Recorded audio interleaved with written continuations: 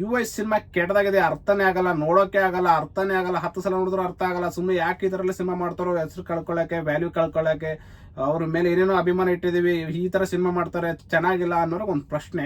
Hi hello ಎಲ್ರು ನಮಸ್ಕಾರ. ತುಂಬಾ ದಿನ ಆದ್ಮೇಲೆ ನಾ ಬಾಸ್ ಉಪ್ಪಿ ಅವರ ಯುವ ಸಿನಿಮಾದ ರಿವ್ಯೂ ಮಾಡ್ತಾ ಇದೀನಿ. ರಿವ್ಯೂ ಅಂದ್ರೆ ತಪ್ಪಾಗತ್ತೆ. ಯುವ ಸಿನಿಮಾ ಬಗ್ಗೆ ಒಂದಷ್ಟು ನನಗನ್ಸಿರೋದನ್ನ ಹೇಳ್ತಿದ್ದೀನಿ. ಸೊ ಯುವ ಸಿನಿಮಾದ ರಿವ್ಯೂ ತುಂಬಾ ಕಷ್ಟ ಸಾಧ್ಯ. ಯಾಕಂದ್ರೆ ದೊಡ್ಡ ದೊಡ್ಡ ರಿವ್ಯೂರ್ಸ್ ಎಲ್ಲ ಈ ಸಿನಿಮಾ ನೋಡಿ ತಲೆ ಕೆಟ್ಟು ಯಾವ ತರ ರಿವ್ಯೂ ಕೊಡೋದಂತ ಕನ್ಫ್ಯೂಷನ್ ಅಲ್ಲಿ ಇದಾರೆ. ಸೊ ಕಂಪ್ಲೀಟ್ಲಿ ರಿವ್ಯೂ ಅಂತ ನಾನು ಹೇಳಕ್ಕಾಗಲ್ಲ.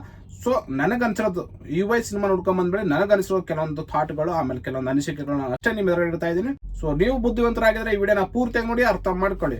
ಸೊ ಬನ್ನಿ ಯುವ ಸಿನಿಮಾದ ಕೆಲವೊಂದು ಮಾಹಿತಿಗಳನ್ನ ನಿಮ್ಮ ಎದುರುಗಡೆ ಹಂಚ್ಕೊತೀನಿ. ಸೊ ಮೊದಲಿಗೆ ಯುವ ಸಿನಿಮಾ ನೋಡ್ಕೊಂಡ್ ಬಂದ ದೊಡ್ಡ ದೊಡ್ಡ ರಿವ್ಯೂಸ್ ಗಳಿಗೆಲ್ಲ ಕನ್ಫ್ಯೂಷನ್ ಆಗಿಬಿಟ್ಟಿದೆ. ಯಾವ ವಿಷಯ ಹೇಳ್ಬೇಕಂತಾನು ಗೊತ್ತಾಗ್ತಿಲ್ಲ, ಯಾವ ತರ ಹೇಳಬಾರ್ದು ಅಂತಾನು ಗೊತ್ತಾಗ್ತಿಲ್ಲ. ಸೊ ಫುಲ್ ಕನ್ಫ್ಯೂಷನ್ ಅಲ್ಲಿ. ಸೊ ರಿವ್ಯೂ ಕೊಡೋರಿಗೆ ತಲೆಯಲ್ಲಿ ಹುಳ ಬಿಡುವಂತ ಒಂದು ಏಕೈಕ ಡೈರೆಕ್ಟರ್ ನಮ್ಮ ಉಪ್ಪಿ ಸರ್, ನಮ್ಮ ಕನ್ನಡಶೀಲ್ ಅವರು ಇರೋದು ನಮ್ಗೊಂದು ಹೆಮ್ಮೆ. ಯುವ ಸಿನಿಮಾ ಕೆಟ್ಟದಾಗಿದೆ, ಅರ್ಥನೇ ಆಗಲ್ಲ, ನೋಡೋಕೆ ಆಗಲ್ಲ, ಅರ್ಥನೇ ಆಗಲ್ಲ. 10 ಸಲ ನೋಡಿದ್ರು ಅರ್ಥ ಆಗಲ್ಲ. ಸುಮ್ಮನೆ ಯಾಕೆ ಇದರಲ್ಲಿ ಸಿನಿಮಾ ಮಾಡ್ತಾರೋ, ಹೆಸರು ಕಳ್ಕೊಳ್ಳೋಕೆ, ವ್ಯಾಲ್ಯೂ ಕಳ್ಕೊಳ್ಳೋಕೆ, ಅವ್ರ ಮೇಲೆ ಏನೇನೋ ಅಭಿಮಾನ ಇಟ್ಟಿದೀವಿ, ಈ ತರ ಸಿನಿಮಾ ಮಾಡ್ತಾರೆ, ಚೆನ್ನಾಗಿಲ್ಲ ಅನ್ನೋರು ಒಂದು ಪ್ರಶ್ನೆ. ಸೊ ನಾ ಅವ್ರಿಗೆಲ್ಲ ಒಂದೇ ಮಾತು ಹೇಳ್ತೀನಿ, ಏನಪ್ಪಾ ಅಂದ್ರೆ, ಸೊ ಯುವ ಸಿನಿಮಾದ ಡೈರೆಕ್ಟರ್ ಬಂದು real star, super star Upendra ಅವರು. ಸೊ ಉಪೇಂದ್ರ ಅವರು ಇರೋದೇ ರಿಯಾಲಿಟಿ. ಸೊ ಅವ್ರು ತೋರ್ಸೋದು ರಿಯಾಲಿಟಿ. ಸೊ ಅವ್ರ ಮೈಂಡ್ ಸೆಟ್ ಅನ್ನ ಯಾರೋ ಮತ್ತೊಬ್ರು ಕ್ಯಾಚ್ ಮಾಡಕ್ ಆಗಲ್ಲ. ಸೊ ಅವ್ರ ರೀತಿಯಲ್ಲಿ ಅವರು ಒಂದು ಸ್ಕ್ರಿಪ್ಟ್ ಅಲ್ಲೇ ಅವ್ರ ಕಥೆನ ಅವರು ವಿವರಿಸ್ತಾರೆ. ಸುಮ್ನೆ ಯಾರೋ ಅವ್ರ ಕತೆಗೆ, ಅವ್ರ ಈ ಟ್ಯಾಲೆಂಟ್ಗೆ ದುಡ್ಡು ಹಾಕಕ್ ಮುಂದೆ ಬರಲ್ಲ. ಸೊ ಅವ್ರು ದುಡ್ಡು ಹಾಕೋಕು ತೊಂದರೆ ಇಲ್ಲ, ಸ್ಕ್ರಿಪ್ಟ್ ಅವ್ರಿಗೂ ತೊಂದರೆ ಇಲ್ಲ ಅಂದ್ಮೇಲೆ ನಾವು ಅರ್ಥ ಮಾಡ್ಕೊಳಕ್ ಆಗಿರೋ ವಿಷಯ ಅದು. ಸೊ ಅವರ ತಲೆ ಯಾವ ತರ ಯೂಸ್ ಮಾಡ್ಕೊಂಡು ಈ ಸಿನಿಮಾ ಮಾಡಿದಾರೆ ಅಂತ. ಸೊ ಇವಾಗ ಯುವ ಚಿತ್ರದ ವಿಷಯಕ್ಕೆ ಬಂದ್ರೆ, ಸೊ ನಮ್ಮ ಬಾಸ್ ಉಪೇಂದ್ರ ಅವರು ಅವರ ಪೇಜ್ ಅಲ್ಲಿ ಒಂದು ಪೋಸ್ಟ್ ನ ಮಾಡಿದ್ದಾರೆ. ಏನ್ ಪೋಸ್ಟ್ ಅಂದ್ರೆ, ಕಾತುರದಿಂದ ಕಾಯ್ತಿದ್ದೇನೆ, ನೀವು ಈ ಸೀನ್ಗಳಿಗೆ ಎಷ್ಟು ಡಿಕೋಡ್ ಮಾಡ್ತೀರಾ ಅಂತ, ಮತ್ತು ಕೊನೆ ಶಾಟ್ ಡಿಕೋಡ್ ಮಾಡಲು ನಿಮಗೆ ಎಷ್ಟು ಸಮಯ ತೆಗೆದುಕೊಳ್ತೀರಾ ಅಂತ.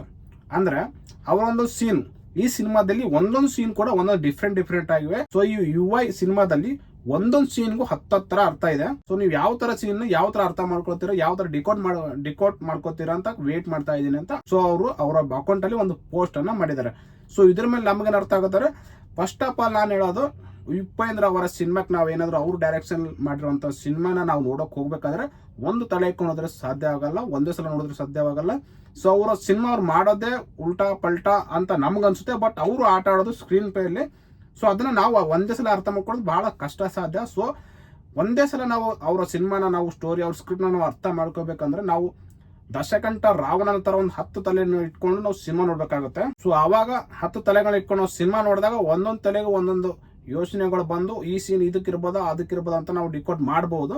ಸೊ ನಾವು ಒಂದೇ ತಲೆ ಇಟ್ಕೊಂಡು ಹೋದರೆ ಅದು ಸಾಧ್ಯವಾಗಲ್ಲ. ಮತ್ತೆ ನೋಡ್ಬೇಕು ಅಂತ ಅನ್ಸುತ್ತೆ. ಅದನ್ನ ನಾವು ಅರ್ಥ ಮಾಡ್ಕೋಬೇಕಾದ್ರೆ ಮತ್ತೆ 4 ರಿಂದ 5 ಸಲ ಸಿನಿಮಾ ನೋಡ್ಲೇಬೇಕಾಗುತ್ತೆ. ಸೊ ಇದು ನಮ್ಮ ರಿಯಲ್ ಸ್ಟಾರ್ ಸೂಪರ್ ಸ್ಟಾರ್ ಅವರ ಒಂದು ಟ್ಯಾಲೆಂಟ್. ಅಂದ್ರೆ ಟ್ಯಾಲೆಂಟ್ ಅಂದ್ರೆ ಅಷ್ಟಿಂತ ಟ್ಯಾಲೆಂಟ್ ಅಲ್ಲ, ದೊಡ್ಡ ದೊಡ್ಡ ಡೈರೆಕ್ಟರ್ ಗಳಿಗೆ ಹುಳ ಬಿಡುವಂತ ಟ್ಯಾಲೆಂಟ್. ಈ ಯುವ ಸಿನಿಮಾದಲ್ಲಿ ಉಪೇಂದ್ರ ಅವರು ಯಾರ ತಲೆಗೂ ಹುಳ ಬಿಟ್ಟಿಲ್ಲ. ಇದನ್ನ ಮೊದಲಾಗಿ ಅರ್ಥ ಮಾಡ್ಕೊಳ್ಳಿ. ಹುಳನ ತೆಗೆಯೋ ಪ್ರಯತ್ನ ಪಟ್ಟಿದ್ದಾರೆ ಈ ಸಿನಿಮಾದಲ್ಲಿ. ಯಾಕಂದ್ರೆ ಒಂದೊಂದು ಸಿನಿಮಾ 10 ಅರ್ಥಗಳಿದಾವೆ. ಈ ಸಿನಿಮಾದಲ್ಲಿ ಡಿಕೋಡ್ ಮಾಡೋದು ತುಂಬಾ ಕಷ್ಟ. ಸ್ವಲ್ಪ ಜನರಿಗೆ ಅರ್ಥನೇ ಆಗೋದಿಲ್ಲ ಸಿನಿಮಾ. ಒಂದ್ ಸಿನಿಮಾ ಇನ್ನೊಂದ್ ಸೀನ್ ಬರುತ್ತೆ, ಇನ್ನೊಂದ್ ಸಿನಿಮಾ ಆ ತರ ಸೀನ್ ಬರುತ್ತೆ.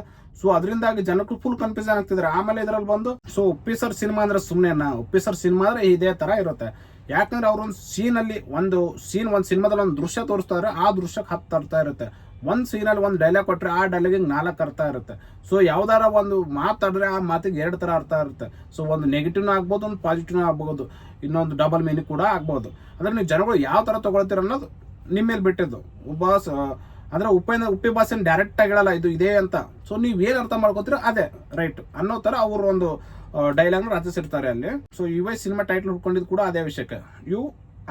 ಯು ಅಂದ್ರೆ ನೀನು, ಐ ಅಂದ್ರೆ ನಾನು. ಉಲ್ಟಾ ಮಾಡಿದ್ರು ಕೂಡ ಐ ಅಂದ್ರೆ ನಾನು, ಯು ಅಂದ್ರೆ ನೀನು, ಯು ಐ ಅಂದ್ರೆ ನಾವು ಅಂದ್ರೆ ಜನಗಳು. ಸೊ ಈ ಸಿನಿಮಾ ಯುವ ಸಿನಿಮಾ ಟೈಟಲ್ ಬಂದ ಜನಗಳು. ಸೊ ಈ ಯುವ ಸಿನಿಮಾನ ನಾನು ಫಸ್ಟ್ ಶೋ ನೋಡಿದಾಗ, ಸೊ ಥಿಯೇಟರ್ ಯಾವುದೇ ತರದ್ದು ತಲೆಯಲ್ಲಿ ಯಾವುದೇ ವಿಷಯದ ಏನು ಓಡ್ಲಿಲ್ಲ. ಸೊ ಮನೆಗೆ ಬಂದ್ಮೇಲೆ ಒಂದೊಂದು ಸೀನು ನಾನು ಇಮ್ಯಾಜಿನೇಷನ್ ಮಾಡ್ಕೊಂಡು ಯೋಚನೆ ಮಾಡ್ತಿರ್ಬೇಕಾದ್ರೆ ಇವಾಗ ನನ್ನ ಮೈಂಡ್ ಕ್ಲಿಯರ್ ಆಗಿರೋದು. ಸೊ ಈ ಯುವ ಸಿನಿಮಾದ ಮೋಸ್ಟ್ ಇಂಪಾರ್ಟೆಂಟ್ ಮಾಡಿರೋ ಉದ್ದೇಶ ಬಂದು ಉಪ್ಪಿ ಬಾಸ್ ಅವರ ಒಂದು ಪ್ರಜೆಗೆ ಪಕ್ಷದ ಬಗ್ಗೆ ಜನರಿಗೆ ಅರಿವು ಮೂಡಲಿ ಅಂತ, ಅಂದ್ರೆ ಜನರಿಗೆ ಅರ್ಥ ಆಗ್ಲಿ ಅಂತ ಒಂದು ವಿಷಯನ ಇಟ್ಕೊಂಡು ಜನರಿಗೆ ಈ ತರ ಡಿಫ್ರೆಂಟ್ ವೇಯಲ್ಲಿ ತೋರ್ಸಕ್ ಬಂದಿದ್ದಾರೆ. ಅಂದ್ರೆ ಇವಾಗ ಯುವ ಅಂದ್ರೆ ನಾವು ಜನಗಳು, ಅದರ ಅರ್ಥ ಬಂದು ಜನಗಳಿಗೆ ಯಾವ ತರ ನಾನು ತೋರಿಸಿದ್ರೆ ಅರ್ಥ ಆಗುತ್ತೆ ಅನ್ನೋದನ್ನ ಅವ್ರ ಸಿನಿಮಾ ಮುಖಾಂತರ, ಅಂದ್ರೆ ಅವ್ರು ಒಂದು ಪ್ರಜೆಗೆ ಪಕ್ಷ ಏನು ಹುಟ್ಟಾಕೋದ್ರಲ್ಲ, ಕ್ರಿಯೇಟ್ ಮಾಡಿದ್ರಲ್ಲ, ಸೊ ಅದನ್ನ ರಿಯಲಿಸ್ಟಿಕ್ ಆಗಿ ಬಂದು ತೋರ್ಸಕ್ ಬಂದ್ರೆ ತುಂಬಾಗಳು ವರ್ಷಗಳೇ ಅವ್ರು ಹಿಡಿದೋಗುತ್ತೆ. ಸೊ ಸಿನಿಮಾ ರೀತಿಯಲ್ಲಿ ಅವ್ರಿಗೆ ಅರ್ಥ ಮಾಡ್ಸಕ್ ಬಂದಿರೋದು ಇವಾಗ ಸಿಂಪಲ್ ಥಾಟ್ ಅಂದ್ರೆ ಈ ಸಿನಿಮಾ ಯಾರಿಗೆ ಅರ್ಥ ಆಗುತ್ತೋ ಅವರಿಗೆ ಪ್ರಜೆಗೆ ಪಕ್ಷದ ಬಗ್ಗೆ ತಿಳುವಳಿಕೆ ಬರುತ್ತೆ. ಅದಕ್ಕೆ ಅವ್ರು ಹೇಳಿದ್ದು ದಡ್ಡರಾಗಿದ್ರೆ ಕೂತ್ಕೊಂಡು ಸಿನಿಮಾ ನೋಡಿ, ಬುದ್ಧಿವಂತರಾಗಿದ್ರೆ ಎದ್ದು ಮನೆಗೆ ಹೋಗಿ. ಅಂದ್ರೆ ಅಲ್ಲಿ ಏನ್ ಮಾಡ್ಬೇಕು, ನಾವು ಎಷ್ಟೇ ಬುದ್ಧಿವಂತ ಇದ್ರು ಕೂಡ ಹೌದು ನಾನು ದಡ್ಡ, ನಾನು ಏನೋ ತಿಳ್ಕೊಬೇಕು, ನಂಗೆ ಏನು ಗೊತ್ತಿಲ್ಲ ಅನ್ನೋರು ಆ ಕೂತ್ಕೊಂಡು ಸಿನಿಮಾ ನೋಡ್ಬೋದು. ನನಗೆಲ್ಲ ಗೊತ್ತು, ನಾನು ಬುದ್ಧಿವಂತ ಅಂದ್ರೆ ನೀವು ಎದ್ದು ಹೋಗ್ಬೋದು ಮನೆಗೆ ಅನ್ನೋ ತರ ಅವ್ರ ಇಂಟೆನ್ಷನ್ ಆಗಿತ್ತು ಈ ಸಿನಿಮಾದಲ್ಲಿ. ಸೊ ಈ ಯುವ ಸಿನಿಮಾ ಬಂದು ಪ್ರಜೆಕ್ಟ್ ಕಾನ್ಸೆಪ್ಟ್ ನ ಈಸಿಯಾಗಿ ಜನರ ತಲೆ ಅರ್ಥ ಆಗೋ ರೀತಿಲಿ ಅವರು ಈ ಸಿನಿಮಾ ಮುಖಾಂತರ ತಿಳಿಸಿದ್ದಾರೆ.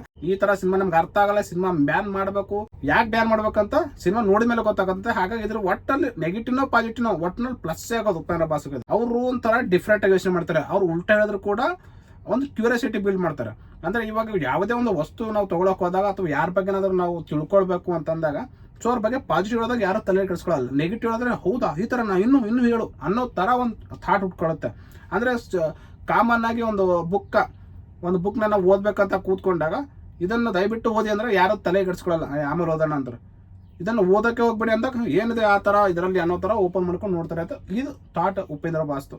ಆಮೇಲೆ ಈ ಸಿನಿಮಾದಲ್ಲಿ ತುಂಬಾನೇ ವಿಷಯಗಳಿದಾವೆ. ಒಂದೊಂದು ಸೀನು 4 10 ಅರ್ಥಗಳು ಕೊಡ್ತವೆ. ಅಂದ್ರೆ ಅದು ನಾವು ಯಾವ್ಯಾವ ತರ ನಾವು ಅರ್ಥ ಮಾಡ್ಕೋತೀವಿ ಅದೇ ರೈಟು. ನನ್ಗೆ ಅರ್ಥ ಆಯ್ತಾ, ನನ್ನ ಬುದ್ಧಿವಂತನ ಅದೇ ರೈಟು ಅನ್ನೋ ತರ. ಅಂದ್ರೆ ನೀನ್ ಹೇಳೋದು ತಪ್ಪು, ನೀನ್ ಅರ್ಥ ಮಾಡ್ಕೊಳ್ಳೋದು ತಪ್ಪು, ನೀನ್ ಅರ್ಥ ಮಾಡ್ಕೊಳ್ಳೋದು ತಪ್ಪು ಅಂತ ಉಪ್ಪಿ ಅವರು ಹೇಳೋದಿಲ್ಲ. ಸೊ ನಾವೇನ್ ಅರ್ಥ ಮಾಡ್ಕೋತೀವಲ್ಲ ಅದೇ ರೈಟ್ ಅನ್ನೋ ತರ ಅವ್ರು ಅದನ್ನ ಕೊಡ್ತಾರೆ. ಸೊ ಈ UI ಸಿನಿಮಾದ ಕ್ಲೈಮ್ಯಾಕ್ಸ್ ಸೀನಲ್ಲಿ ನಿಮ್ಗೆ ನೋಡಿದ್ರೆ ಈ ಸಿನಿಮಾ ಒಂದು ರಿಯಲಿಸ್ಟಿಕ್ ಆಗಿ ಅನ್ಸುತ್ತೆ.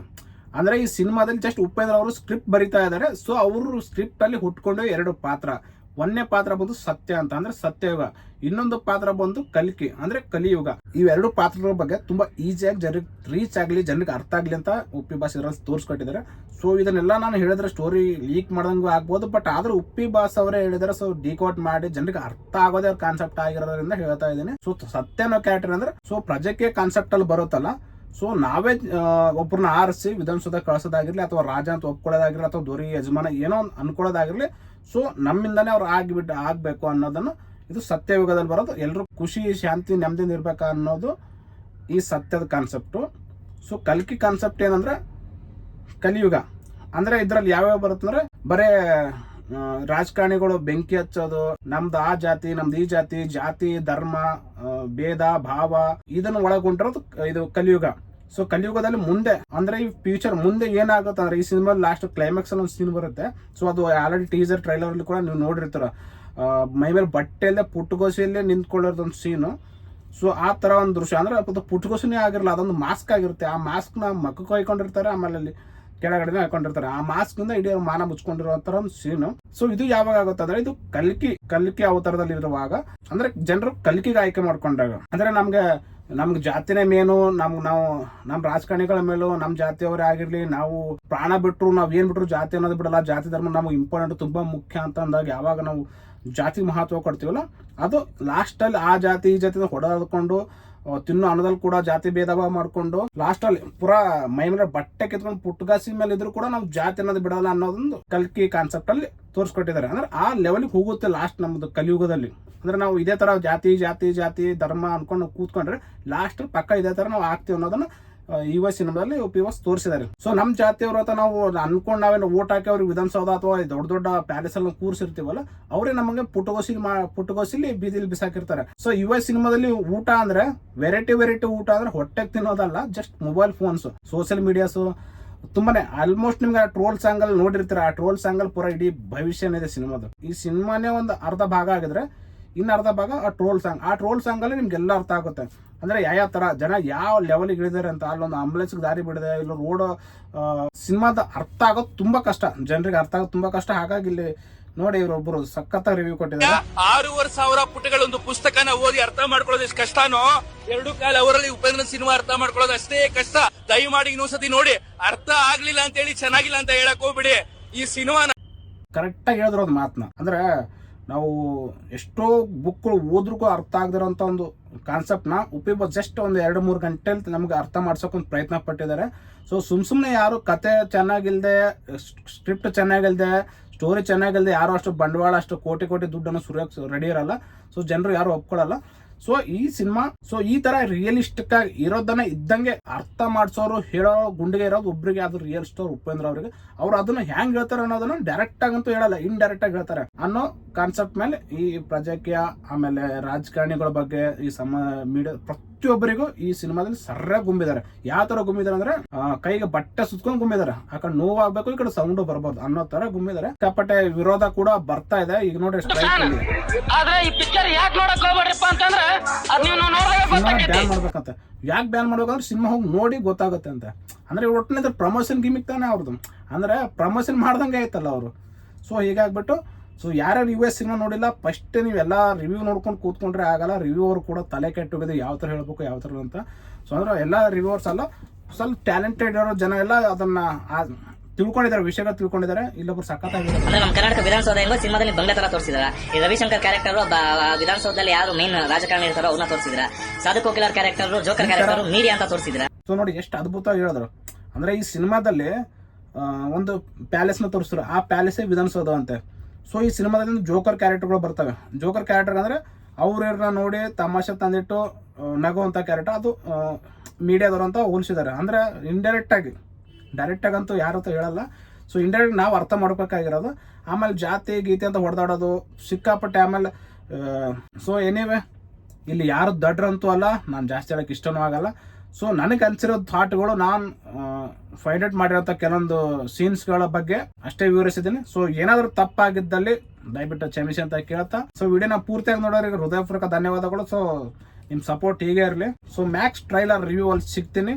ಸೊ ಅಲ್ಲಿವರೆಗೂ ಬಾಯ್. ಸೊ ಸಪೋರ್ಟ್ ಮಾಡಿ ಅಂತ ಕೇಳ್ತಾ ವಿಡಿಯೋ ನಮ್ಮ ಇಲ್ಲಿಗೆ ಮುಗಿಸ್ತಾ ಇದ್ದೀನಿ. Thank you.